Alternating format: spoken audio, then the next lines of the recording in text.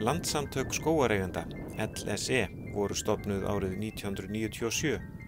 Ófá trén hafa fengið að skjóta rótum á skógarjörðum landsins síðan. Árið 2017 fögnuðu samtökin 20 ára afmæli sínu, meðal annars á aðalfundi sem var haldinn í október í Reykjanesi við Djúp. Þar færði Þröstur Eysteinsson skógræktarstjóri samtökunum gjöf frá skógræktinni í tilefni afmælisins. Við erum að gróðursetja hérna 20 rimi sem að skógræktin færði Landssamtökum skógareigenda að gjöf á 20 ára afmælinu. En það var í fyrra og það var ákveðið að þessum plöntum yrði komið fyrir hérna í fræðsluskóginum á Hvanneyri.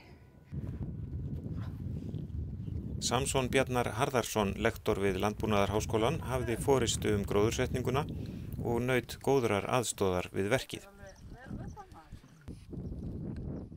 Árið 2013 var sett á laggirnar fræðsluverkefnið Kraftmeiri skógar. Í nafni verkefnisins voru sett upp fræðsluskilti í skógum víðsvegar landið, meðal annars á Hvanneyri. Þar er kennd skógfræði við Landbúnaðarháskóla Íslands og hafa nemendur gjarnan lagt hönd á plóg við gróðursetningu á svæðinu.